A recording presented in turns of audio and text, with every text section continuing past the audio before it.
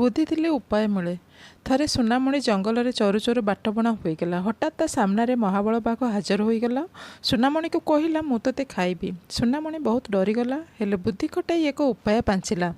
ବାଘକୁ କହିଲା, ଆପଣ ହେଲେ ରାଜା, କେତେ ଜୀବଜନ୍ତୁ ଖାଇ ଦାନ୍ତ ଅସନା ହୋଇଯାଇଥିବ। ଆପଣ ଯାଆନ୍ତୁ, ପ୍ରଥମେ ଝରଣା ପାଣିରେ ମୁହଁ ଧୋଇବେ ଏବଂ ଝରଣା କୂଳର ମୁଗୁନି ପଥରରେ ଦାନ୍ତକୁ ବଜେଇ ଆସି ମୋତେ ଖାଇବେ।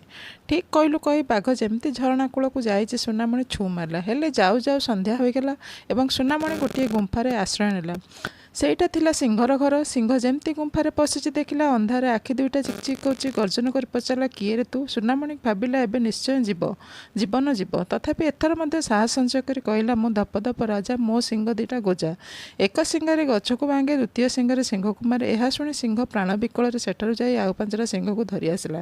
ତାଙ୍କ ଗର୍ଜନରେ ଗୁମ୍ଫା ଥରି ଉଠୁଥାଏ। ସୁନାମଣି ଛାତିକୁ ଦମ୍ଭ କରି କହିଲା, ଏ ସିଂହ, ତୋତେ 10ଟା ସିଂହ ଆଣିବାକୁ କହିଥିଲି, ତୁ କ'ଣ 5ଟା ଆଣିଛୁ? ଆସେ, ତୋତେ ଆଗ ଖାଇବି। ଏହା ଶୁଣି ସିଂହମାନେ ଭାବିଲେ, ଏଇ ସିଂହ ଆମକୁ ଏଠାକୁ ମାରିବା ପାଇଁ ଆଣିଛି। ଯିଏ ଯେଉଁଆଡ଼େ ପାରିଲେ ପ୍ରାଣ ବିକଳରେ ଧାଇଁଲେ। ସକାଳ ହେବାରୁ ସୁନାମଣି ଘରକୁ ଫେରିଲା। ନିଜର ଉପସ୍ଥିତି ବୁଦ୍ଧି ଯୋଗୁଁ ସୁନାମଣି ନିଜଠାରୁ ଶକ୍ତିଶାଳୀ ଜନ୍ତୁଠାରେ ମଧ୍ୟ ନିଜ ଜୀବନ ବଞ୍ଚାଇ ପାରିଲା।